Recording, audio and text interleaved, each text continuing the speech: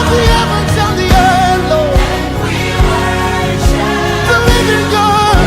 The living God, the Holy One. Say you are, and we give you worship. Say you are. Pharaon, pendant qu'il poursuivait Israël, Satan a été englouti dans les eaux. Je veux dire, toute son armée a été engloutie dans les eaux. Pharaon a vu la gloire de Dieu.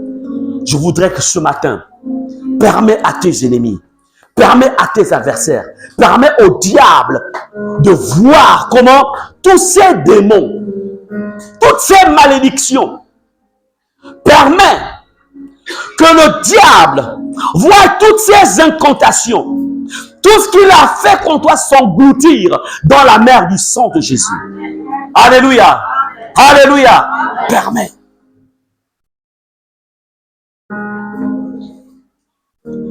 Bien-aimés,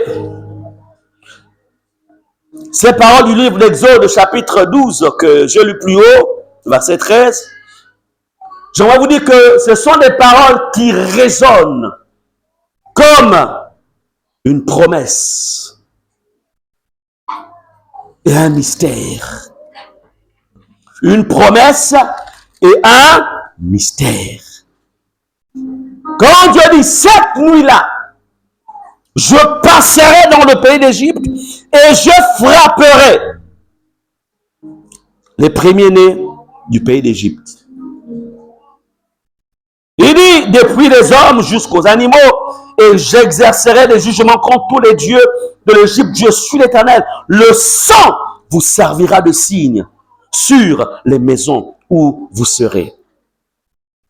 Le mystère du sang. Il y a un mystère dans le sang de l'agneau. Il y a une puissance dans ce sang. Il y a une force dans ce sang. Il y a un pouvoir dans ce sang.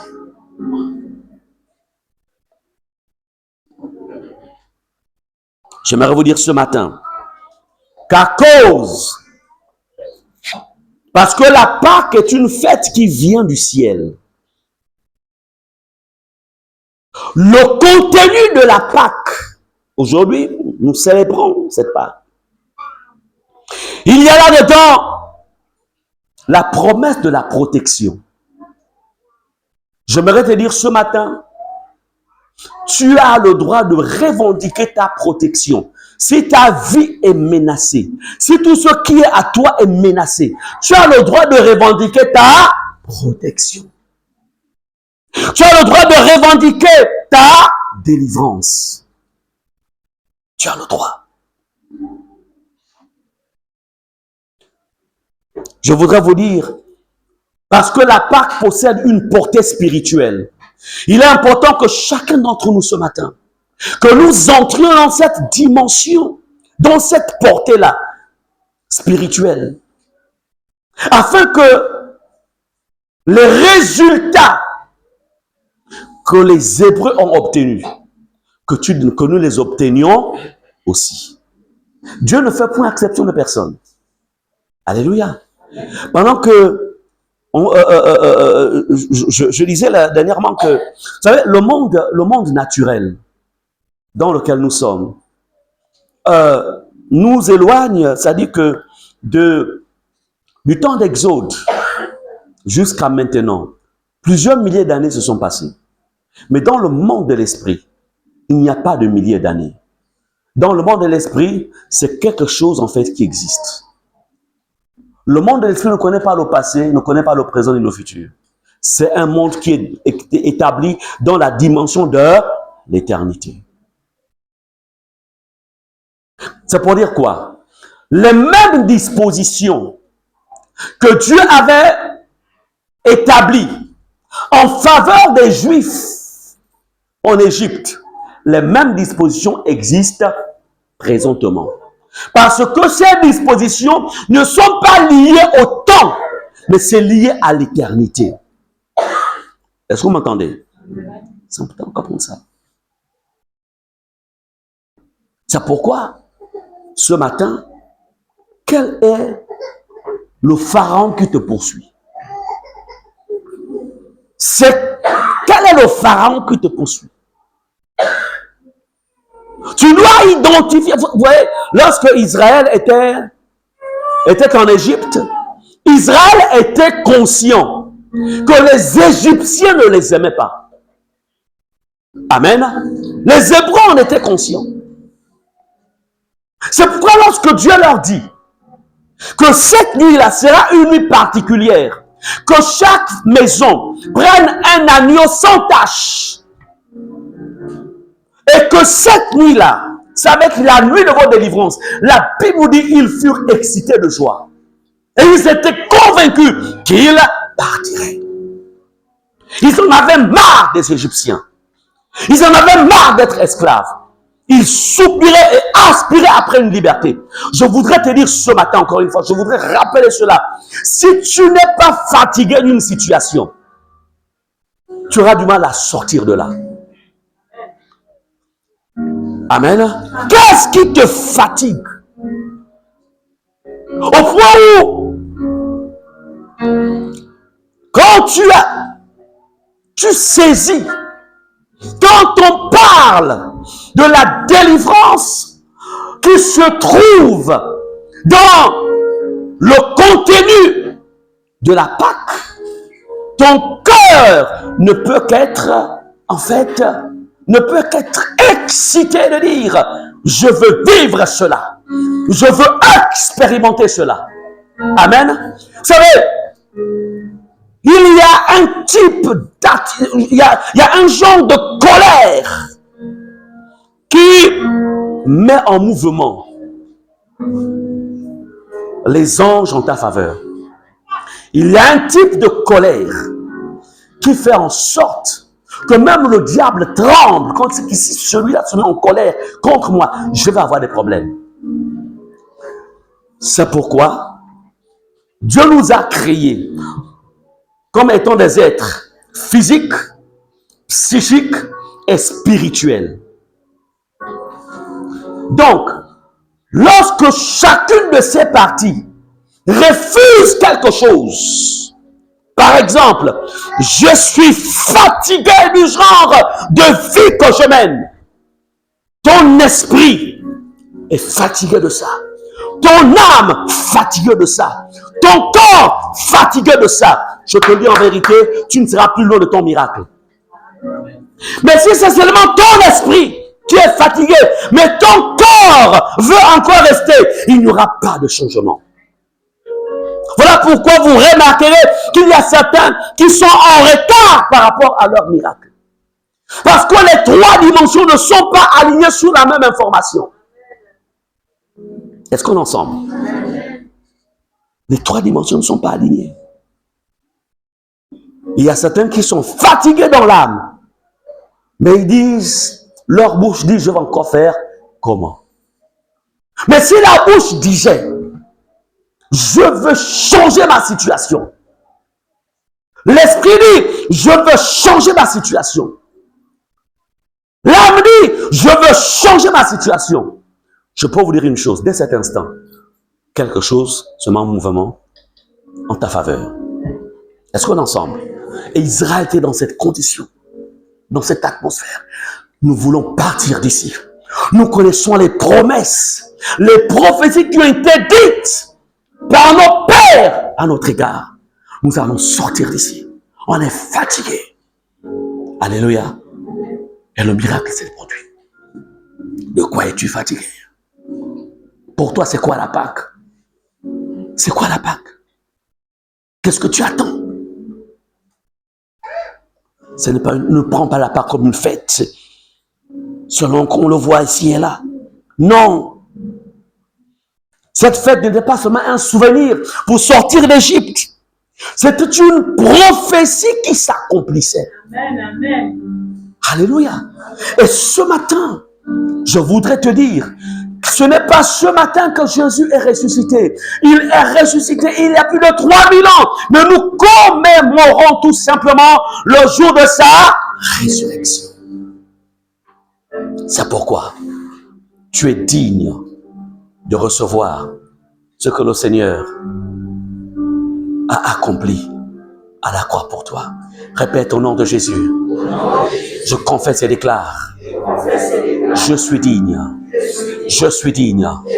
Pas parce que je suis bon, pas parce que je suis parfait, mais à cause de Jésus.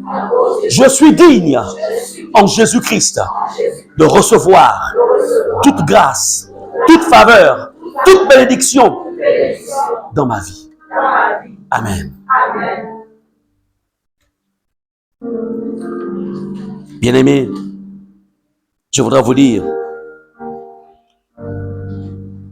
que cet agneau, je voudrais vous rappeler que cet agneau qui devait être égorgé dans chaque famille, mangé dans chaque famille, devait être un agneau sans défaut. Pourquoi? Parce que c'était une figure de Christ Jésus, sans défaut. Je voudrais vous dire une chose. La vie de tout homme fonctionne sur la base d'un autel. Je reprends. La vie de toute famille, de toute nation, de tout peuple, de toute personne est gérée par un autel. C'est pourquoi si vous comprenez très bien ce qui s'est passé à la croix, pendant ces temps de Pâques, si vous saisissez la portée spirituelle, je vous le dis en vérité, Satan va vous craindre. C'est-à-dire que lorsque Dieu disait aux Hébreux que dans chaque maison, qu'il y ait en fait un agneau, en fait, Dieu disait que dans chaque maison, qu'il y ait un autel. Parce que l'agneau ici, c'est le sacrifice. Donc, la Pâque pour nous, c'est la période où l'autel des autels a été bâti. Amen. Alors, tu n'as pas compris. L'autel des autels a été bâti. Le sacrifice suprême, c'était Jésus sur cet autel. Et il a rattaché chacun d'entre nous à cet autel. Est-ce qu'on est ensemble? C'est pourquoi, quand la sorcellerie, quand ils veulent attaquer ta vie, ils veulent attaquer ta maison, ils veulent attaquer en fait tout ce qui te concerne. Vous savez, à partir d'où ils partent, ils prennent l'envol à partir de leur hôtel. Aucune œuvre des ténèbres, aucune malédiction, rien ne peut prévaloir si ça ne part pas à partir d'un hôtel. Vérifiez vos téléphones, s'il vous plaît. Est-ce qu'on est ensemble? Donc, bien comprendre la Pâque, c'est bien comprendre l'autel qui a été dressé en ta faveur. Est-ce qu'on est ensemble? C'est bien comprendre. La victoire. Avoir la foi, c'est bien. Prier, c'est bien. Jeûner, c'est bien. Mais comprendre le secret de l'autel de Golgotha, c'est mieux. Est-ce qu'on est ensemble?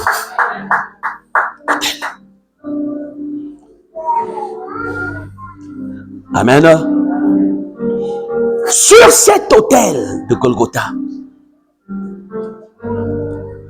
déjà dans Exode que nous avons vu, le Seigneur dit, le sang vous servira de signe. Mais en tant que il dit, vous devez mettre ce sang sur les linteaux. Je vais là vous communiquer un mystère. Si vous saisissez cela, vous marcherez en fait la tête haute. Vous n'aurez pas peur des problèmes. Vous n'aurez pas peur de tout ce qui peut arriver. Vous savez, la meilleure manière de savoir que tu es fort, il faut qu'il y ait quelqu'un qui te provoque. Est-ce qu'on est ensemble? Tu peux t'entraîner, tu t'entraînes, mais il faut qu'il y ait quelque chose qui te défie.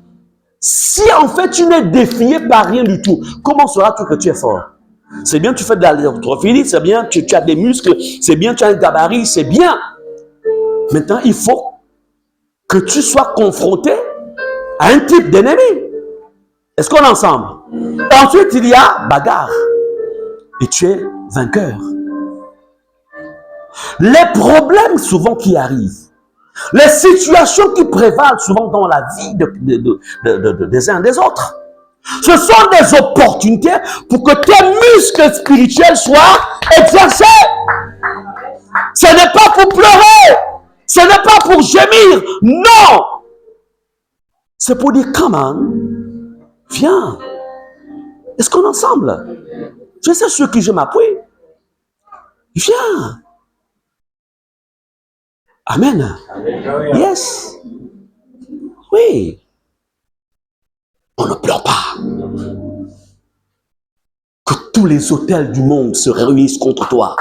Il n'y a aucun hôtel qui peut prévaloir sur l'hôtel de Jésus.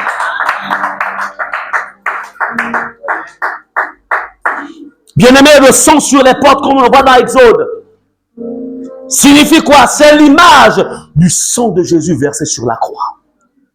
Parce que dans l'Ancien Testament, c'était des ombres. Une ombre.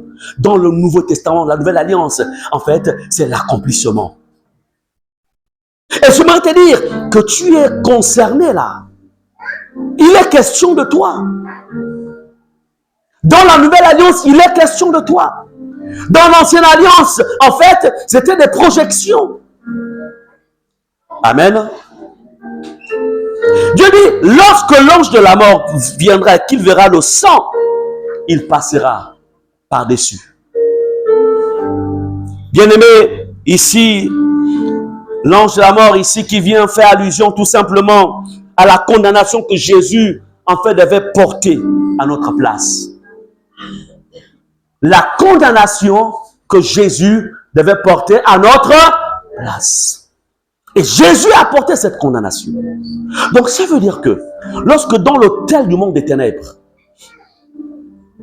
lorsque quelqu'un, en fait, invoque des maladies contre toi pour te condamner, la condamnation passe au-dessus. Pourquoi? Parce que tu n'es plus condamnable. Répète au nom de Jésus. Au nom de Jésus. Au nom de Jésus. Je ne suis plus condamnable. Écoute, je ne sais pas si tu réalises ce que tu dis. C'est que quand tu répètes, tu dois même te lever.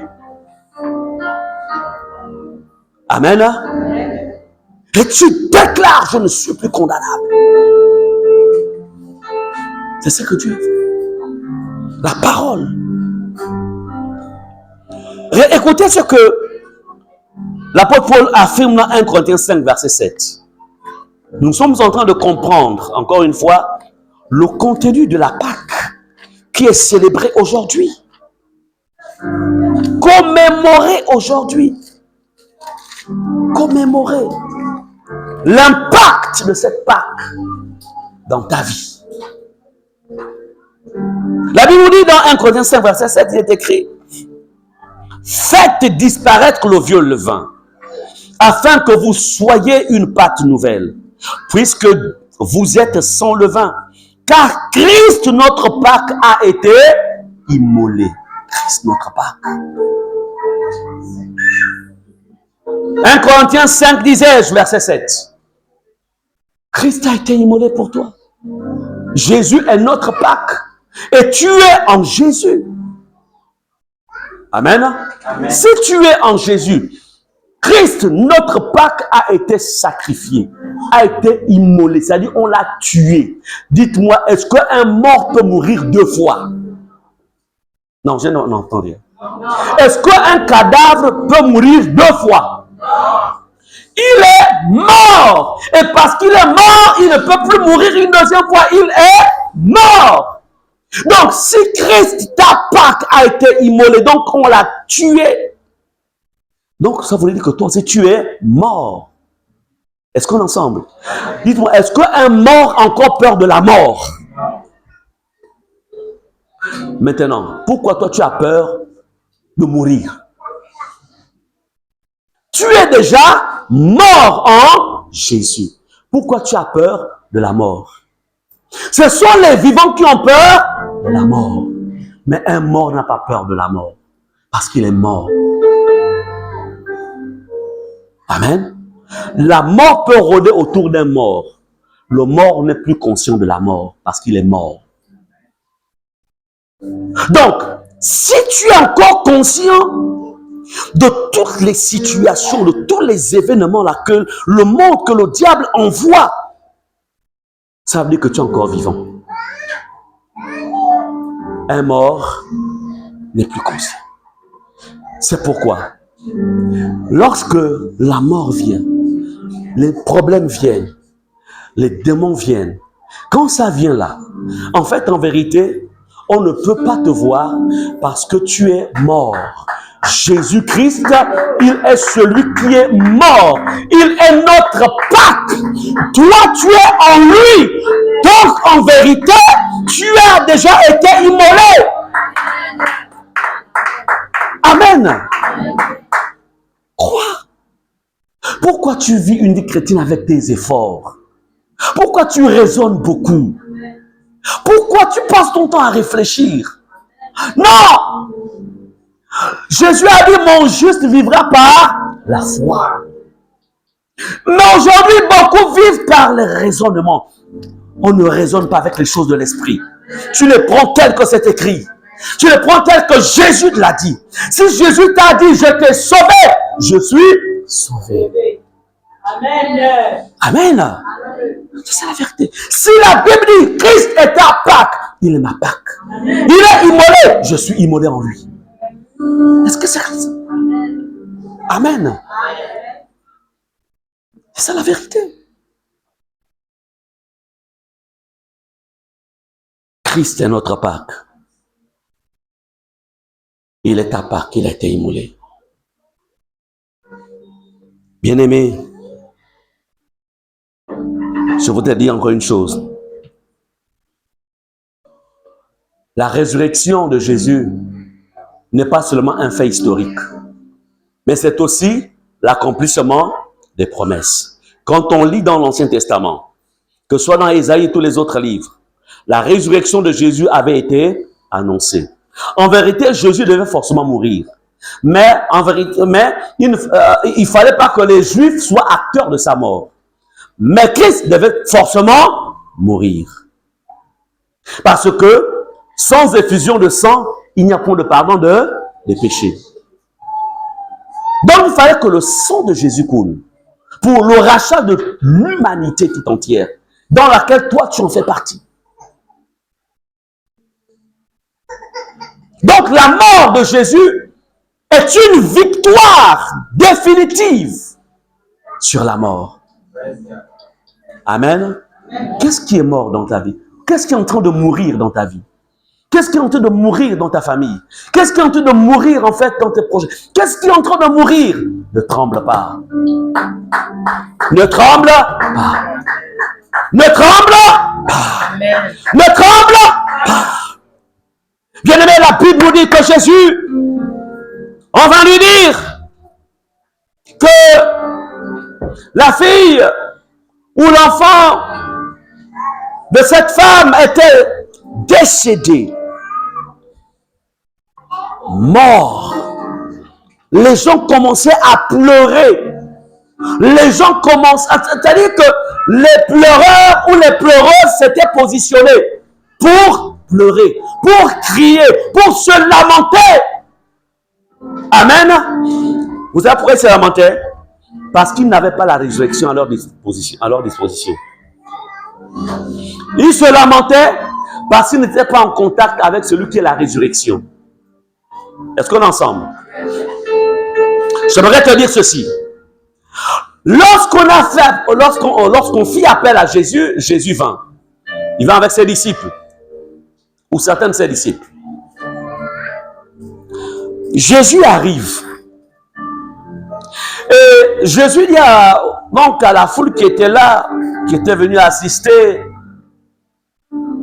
la famille est pleurée, il leur dit, l'enfant n'est pas mort, il dort. J'aimerais te dire ceci. Lorsque tu as pris conscience Lorsque tu es connecté avec l'œuvre de la croix, tu ne vois pas les choses comme tout le monde. Les uns, quand eux, ils voient la mort, toi, tu vois un simple sommeil. C'est pourquoi, en vérité, ce type de personnes qui voient différemment des autres, c'est-à-dire ils ont le regard divin, ils ont la sensibilité divine, on les prend pour des fous.